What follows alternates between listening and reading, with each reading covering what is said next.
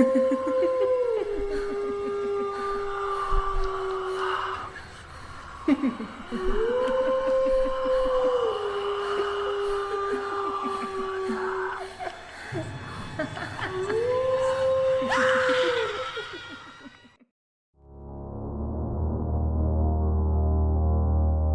hello, my lovely Lilies. I hope everyone is doing well. Tonight, I have the pleasure of doing several stories by EvanTheNerd83. You can follow the link below, and you can find him on Twitter and Reddit. I encourage you to support him. He's an amazing writer. Without further ado, close the blinds, dim those lights, cuddle under your favorite blanket, and let's begin. My childhood friend Anna used to be sweet. She used to say such nice things to me when we were younger. I love your hair. You look so cute in that dress. Such beautiful eyes.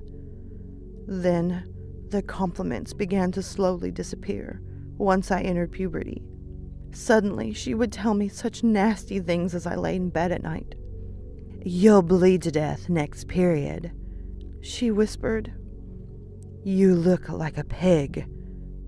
I'll tell you what, Allie, you'll never find a boy, she growled. I cried at most of what she said to me, but it all got even worse when I finally decided to stop eating altogether. You're still fat, Allie, she would laugh. No love, no future husband. A pig's still a pig. I couldn't believe it. I did what I thought would help me lose weight, to be pretty again. I vomited up all my food after eating it at dinner. I fasted myself for days at a time and skipped all 3 meals. Still, she told me that I was still fat, still a pig. Heck, she even told me just a bite of a crumb would make me fatter. Days went by, and then weeks, and finally this month, Anna began to turn around. You're looking better, Allie. Ignore the pain. You're pretty again. I didn't feel pretty. My stomach hurt, like it was digesting itself in desperation. It hurt when I looked at myself in the mirror, seeing a pencil worn down by repeated uses instead of a person. Too thin, my mom calls me that, and for good reason. I'm not healthy. I sometimes vomit up blood into my bathroom toilet. My parents came into my room a couple of nights ago when they heard me gagging, and I barely had enough time to wipe off my face and flush the toilet before they found me. Mom was crying, and Dad shook his head. They love me, but Anna loves me more. I've begged her to let me eat, and last night, she rolled her eyes and gave in. Fine, but you can't eat any of that fridge food. She spat that out in disgust. At first I was confused, but then she told me. She told me about another way to eat while keeping your weight the same. A healthier way. Go get a knife. And so I snuck downstairs as quietly as possible and swiped out one of those big butcher knives from the kitchen. When I showed it to Anna, she clapped her hands together, smiling. Good work, Allie, but we're not done yet. Use it. I hesitated. She leaned closer to me, across my bed, bright green eyes staring into mine. Warm breath tickled my face. Go on, slice. You'll starve, Allie. You know that, she whispered into my ears. I didn't want to do it, but I was so hungry. I did it. I took the knife and I sliced up some meat, some healthy meat, some unnecessary meat, good meat. It hurt at first, so much so that I had to bite my tongue to keep myself from screaming. But Anna comforted me through it all, and you know what? She was right. The meat is delicious. I'm delicious. My fat is delicious. A pig. That's what I am. I'm a pig. I'm a pig made out of bacon skin.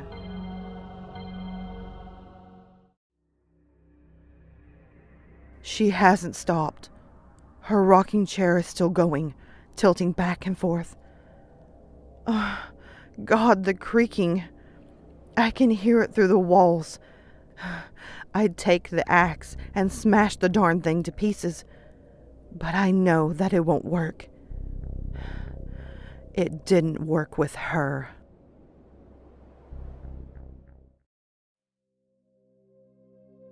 Don't be scared. When we're falling, I'll hug you. When we hit the pavement below, I'll bleed with you. And when we plunge into darkness, when we are being tasted by the cold, I'll still love you. It will be worth it. Next life, you will love me back.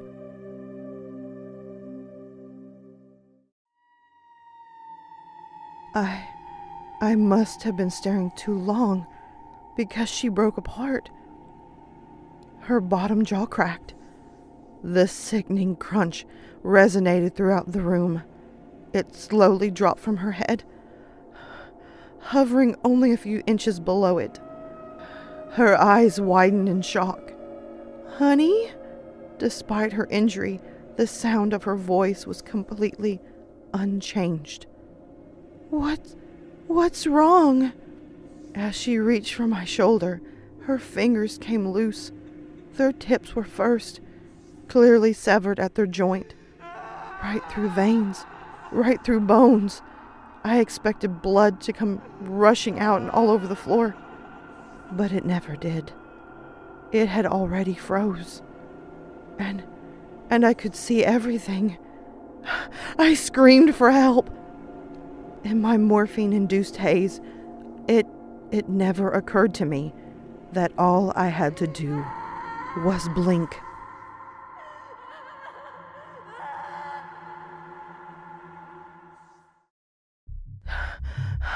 Something bit our dog.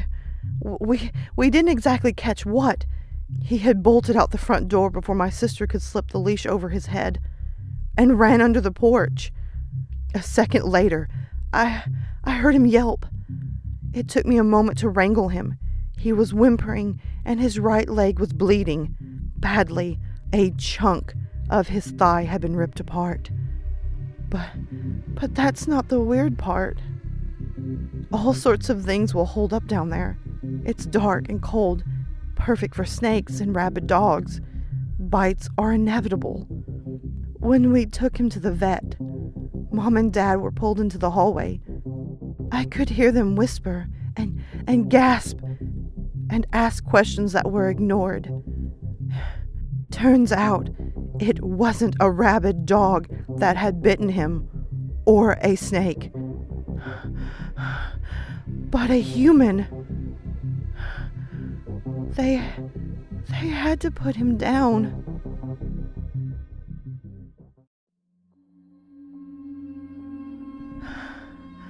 Something has been attacking babies at night. In the morning, their mothers find the crib splattered with blood, pieces of their flesh scattered, their limp bodies swarmed by flies. The thing that worries the police is the lack of evidence. There are no fingerprints, no signs of break-in. They're beginning to worry that a serial killer might be on the loose. But they're wrong. As I lay here, listening to her incessant screaming from the nursery, the truth comes. It comes as a storm of thoughts. It's a surge of unimaginable power. Mother's regret.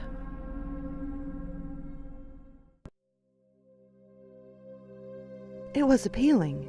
The newest form of artificial therapy.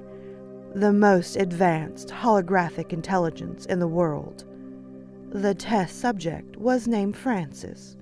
He had been a college student, unemployed, a virgin who claimed that all women were to blame for his lack of romantic relationships. Maybe it was the anger towards the opposite sex. Maybe that's why he wanted to abuse the program, to make it suffer, why he threw insults at it. Then, one day, he had enough of its presence. We watched in silence as he grabbed it by the throat, squeezing hard.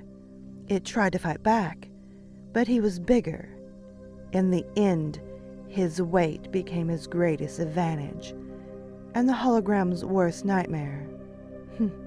It eventually exploded into billions of shimmering pixels. The treatment had failed.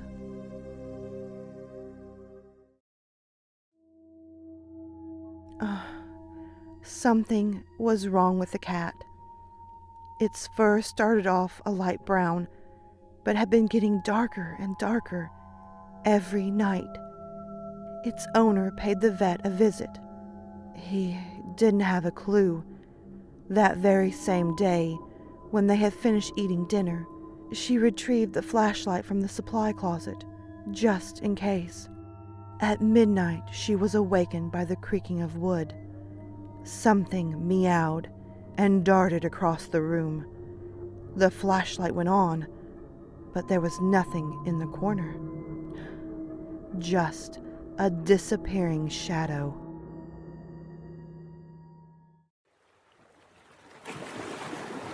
Try to drown yourself. When you do, then open your eyes underwater. She will be there. Her face will be inches above you, between you and the surface. Not much space, but the girl will fit because she is thin and beautiful too. Her skin is blue. Her eyes are like white bubbles, hair green like seaweed. You'll want to reach out and touch her cheeks and feel how soft and delicate they are. You will even kiss her. Then your lungs will panic. Your body will realize that you're drowning, and the pain will lift it out of the water. You'll gasp for air and vomit and cry. But you've seen her, the girl in the ocean of souls. And when you've tasted her sweet, numbing, filling breath, you just can't get enough.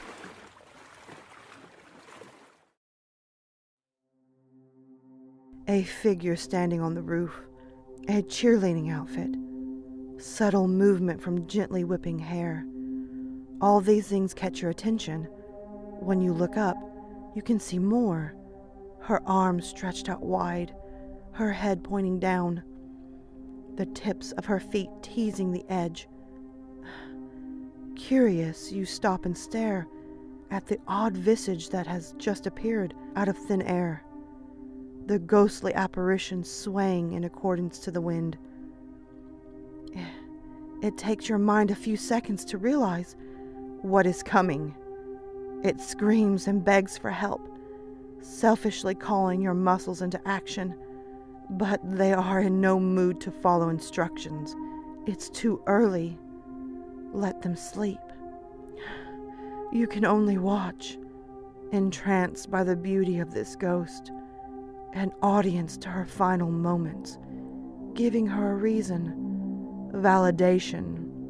The ghost leans forward, then dances all the way down, only to paint your shoes red with herself.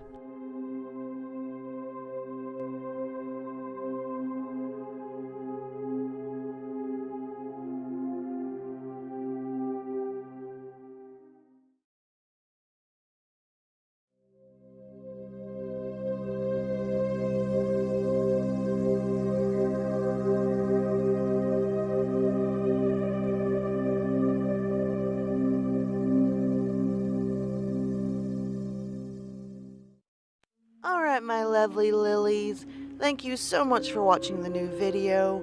If you can, hit that subscribe and like button, comment below and tell me your thoughts. Also, Don't forget to tap the little notification bell so you're always in the know on this channel. As well, guys, you can always find me on Twitter, Instagram, Snapchat, and always you can hit me up in my emails. Feel free to send me your stories, whether they're fiction or totally true. I'm always up for some great stories. And oh, by the way, until next time, sweet dreams.